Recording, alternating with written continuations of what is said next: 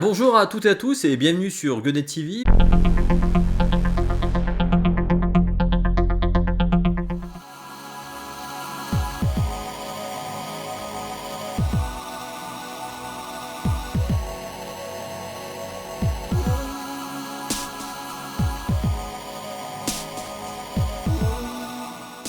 Alors mes petits lapins, en complément aux deux vidéos dédiées à Star Wars, Rogue Leader et Rebel Strike, il me semblait important de revenir sur le parcours d'un homme exceptionnel, Ralph McQuarrie. Ouais, je le prononce à l'américaine parce que c'est un américain. Donc Ralph McQuarrie qui a dessiné l'univers de Star Wars. Alors cet illustrateur, vous le voyez à l'écran, est extrêmement talentueux. Malheureusement, ce monsieur est décédé en 2012.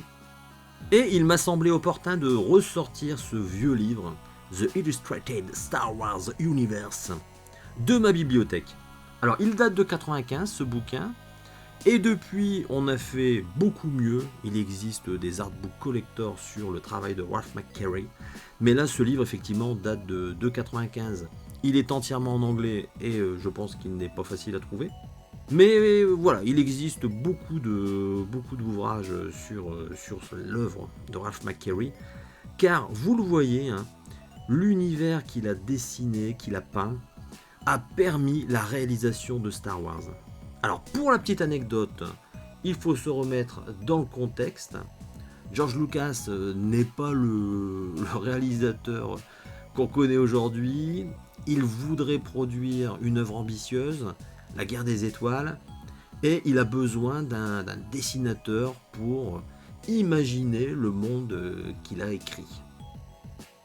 À partir de là, Ralph McQuarrie, qui n'y croit pas un seul instant, hein, il le confiera plus tard, lorsque George Lucas est venu le voir, il trouvait que son projet était beaucoup trop ambitieux, l'histoire était trop compliquée, en plus de ça, ça nécessitait des moyens pharaoniques.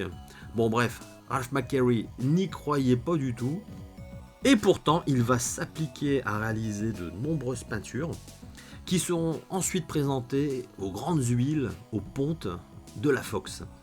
Donc George Lucas s'est appuyé sur les peintures de Ralph McQuarrie pour convaincre les financeurs tout simplement, hein, parce que pour lancer ce projet-là, il fallait de l'oseille. Et George Lucas a su trouver les mots en s'appuyant sur les illustrations, alors pas toutes, hein, puisqu'en fait ça se résume pour l'instant au premier Star Wars, mais les univers qui ont été décrits, notamment Tatooine, ont permis de convaincre les financeurs de lancer le fameux projet Star Wars. Alors, derrière, il avait dessiné aussi les personnages, hein. R2D2, c'est Ralph McQuarrie, C-3PO, c'est Ralph McQuarrie, Dark Vador, C-3PO, les vaisseaux que vous voyez à l'écran, voilà, c'est à lui qu'on les doit, et encore aujourd'hui, dans tous nos jeux vidéo, ça s'inspire de cette œuvre entre guillemets originale qui a figé l'univers de Star Wars. Celles et ceux qui sont sur Gunnet TV le savent, j'aime bien rendre à César ce qui lui appartient. Je trouve que bien souvent on oublie, alors bien sûr sauf les fans inconditionnels de Star Wars, mais on oublie que l'univers qui existe encore aujourd'hui, qui perdure, on le doit à cet homme qui a simplement transposé les écrits de George Lucas à travers de fabuleuses peintures, alors qui valent aujourd'hui des fortunes, hein. Je veux dire, honnêtement, si vous en avez une chez vous, gardez-la précieusement, elle assurera vos vieux jours. Alors, Ralph McQuarrie, pour la seconde petite anecdote, hein, n'était pas du tout destiné à travailler là-dedans, hein, dans des univers de science-fiction et autres. À la base, il travaillait dans un fournisseur d'équipements dentaires. Et ouais, c'est surprenant, il a commencé à dessiner des dents. Donc voilà, des dents sous toutes les formes. Et justement, au moment où on en parle, on voit des belles dents. Donc voilà, c'était son job. Et ensuite, il a été recruté par Boeing. Et là, en fait, il faisait toutes les illustrations pour essayer de vendre des Boeing à des investisseurs, à des compagnies aériennes et autres. Donc voilà, un parcours assez atypique, hein. Il a commencé dans le monde de la dent, il est passé dans le monde des avions. Et ensuite, voilà, il a été détecté par CBS qui lui a demandé de travailler sur le projet Apollo pour mettre des illustrations à l'écran, parce que maintenant Maintenant, tout est fait en images de synthèse, hein, mais à l'époque, tout était dessiné à la main, hein, voilà. Et puis les décors entre guillemets qui servaient à illustrer les propos des journalistes, des scientifiques ou autres, étaient dessinés par Ralph McQuarrie pour CBS. Donc George Lucas, qui était fasciné par son travail, a demandé à le rencontrer, il lui a exposé le projet, et ensuite il lui a demandé de travailler sur la première trilogie, hein, les épisodes 4, 5 et 6.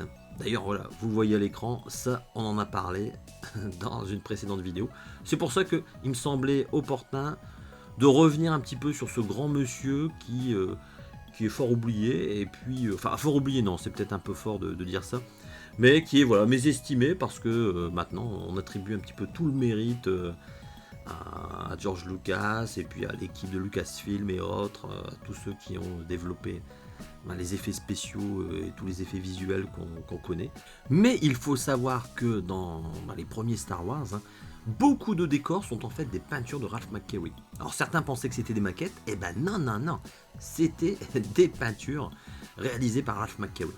Alors, bien évidemment, avec le succès de Star Wars, le pote de George Lucas, Steven Spielberg, l'a sollicité pour faire les vaisseaux de rencontre du troisième type. Donc c'est lui qui les a dessinés, et ensuite les maquettistes ont réalisé le reste.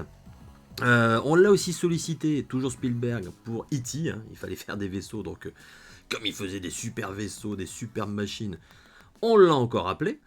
Et puis derrière, il a bossé énormément pour Star Trek.